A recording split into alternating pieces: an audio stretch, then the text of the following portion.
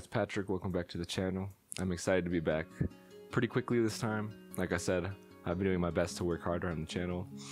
I've been working with my friend Darren, or I'm going to pretty soon, to try to update channel art and the intros on my videos. I just feel like it's not myself. Like, it's not as personable as I could be to myself, and that's the main thing I want to show in this channel. Which is also good. Like, it's a good time to just revamp everything, because like I said in my previous video, I wanna make newer styles of content, not just reactions. So as I keep making more reactions, I'll eventually start putting polls and just discussing maybe like a couple of things, couple options that you viewers out there would want to see.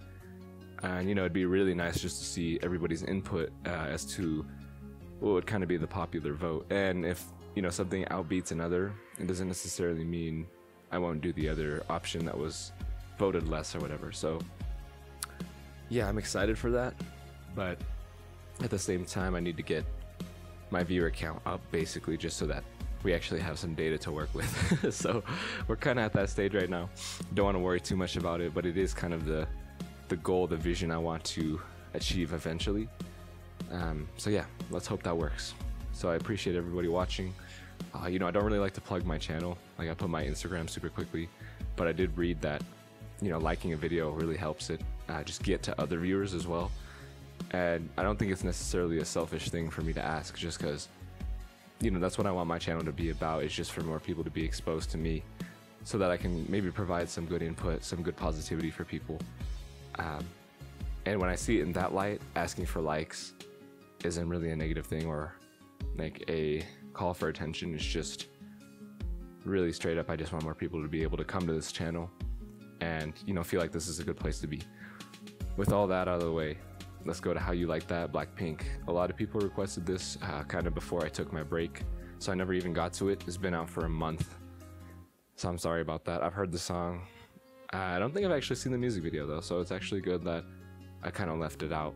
But I have seen live stages and stuff like that, and I'll give my like feedback and thoughts on it more towards the end. But yeah, How You Like That. Sorry for getting to it so late, but yeah, let's go. Whew, I've been talking a lot too, my bad. Of course, YG, you know, you're gonna expect a lot of high budget scenery and outfits and everything. Damn.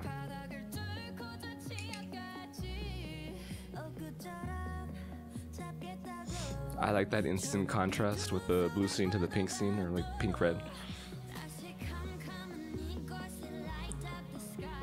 Yeah, the scenes are really interesting so far. I guess I didn't really have an envisionment as to what it would look like, but you know, it's falling in line. It makes sense. Hey, no. Hey, I don't really know what's my favorite part of the song. Like in terms of choreo or vocals or the instrumental. It's kind of a hard toss-up. I don't know. I might say vocals, because it's still their classic BLACKPINK sound, but they also changed, I feel like, their syllabants a little bit, or like just kind of the way they do certain phrases. Let's go. And I love Lisa's like kind of freestyle parts. I mean, obviously they're not freestyles, but the way, like I said, the phrasing of it, I mean, she's done that before, but it's just, I want to see more of that, to be honest. But, you know, it's kind of hard to do that in a pretty pop song. Like, it's not a true rap song, you know? Hey, that scene is so cool. Oh, damn. The scenes are crazy, and they're doing all this contrastiness with, like, fire, ice, and then the red, the kind of blue, turquoise, light blue, yeah. Hey, dude, Lisa's hair right there. Yeah, the cinematography, I mean, I like to be impressed by it, but it's YG, so it's like obvious that it has to be. It's not gonna meet their like standard if it's not, you know?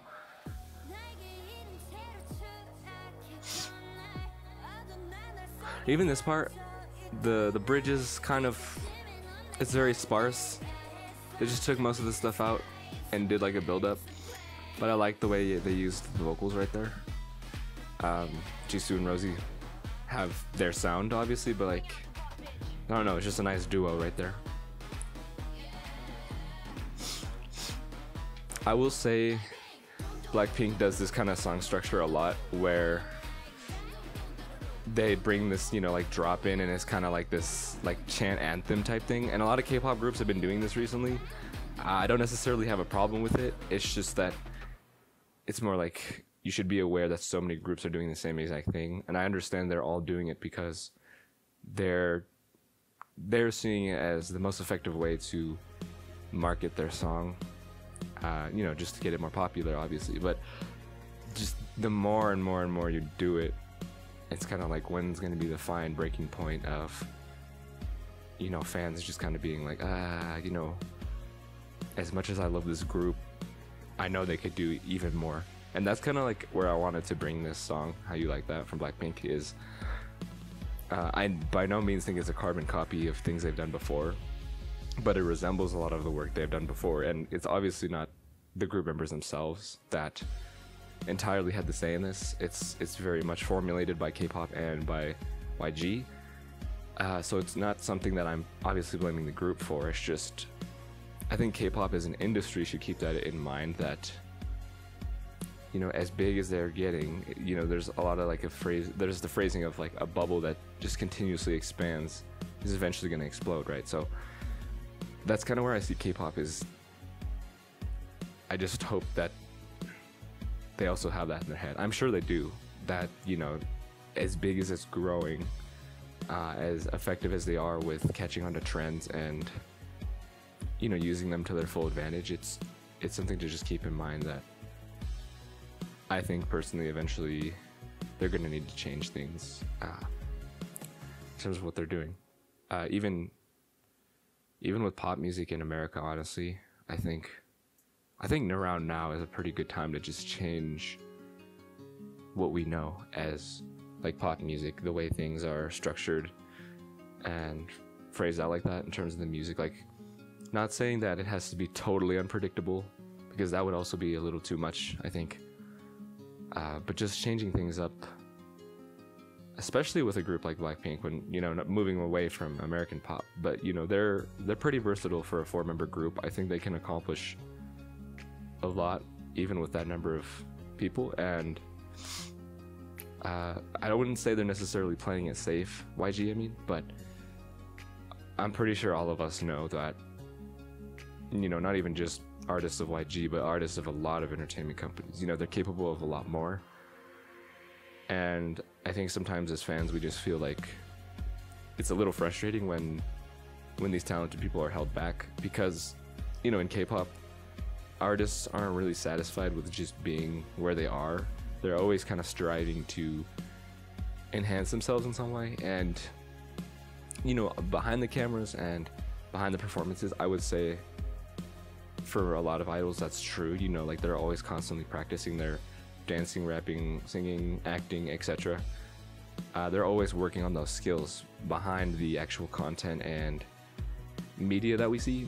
It's just that we don't get to see the full kind of effect of that. So it's like they're getting so much better, and they're putting their all into what they do, but it's not necessarily allowing the fans to see all of that. So I just hope that there's like a fine balance of, you know, how to implement that into the songs while also satisfying these entertainment labels' requirements, basically. Obviously I don't have the answers for that, at least right now I don't know, maybe someday I'll get to work pretty hands-on in the music industry. I don't know, honestly. It's pretty saturated already, so we'll see how that goes. Damn, that was a deep talk. I apologize. I hope you guys enjoyed that. Talking along with the video definitely makes it go by super fast. But yeah, I mean, I guess that's that. You know, as always, it's nice to see all the members. My friends and I were talking about their album coming on October, I believe. Yeah, so like that'll be super cool to see. You know, I don't know what else they're gonna add on there. It sounds like it'll probably be sort of like a repackaged style, which, you know, that's fine. But as long as they put full effort into those newer songs that are also going to be on there, But yeah, I mean, I'm sure fans alike are all super excited. But yeah, I go on tangents, so like I need to get better at that. I think it's just because I haven't been doing this as much. But I don't know. You could let me know though. I feel like a lot of reactors don't also go into certain things to this depth. So if you like it, if you like my style, let me know. Or maybe I could, somehow blend the two, be a little more casual, and talk about some things on the side. Something like that. I don't know. I just want to be me, but, gotta make the viewers excited as well. But yeah, thank you for tuning in. Like I said, I just need to keep improving the channel. Just need to keep a positive attitude. And yeah, I mean, I hope to see you all again. Thank you for people who stuck around, as I always say. Really appreciate everyone who, still checks up on me. Really grateful for that. And yeah, I'll see you guys in another one. Hey, you like that intro music? Check out my boy Aspen in his SoundCloud. He's got them fire beats.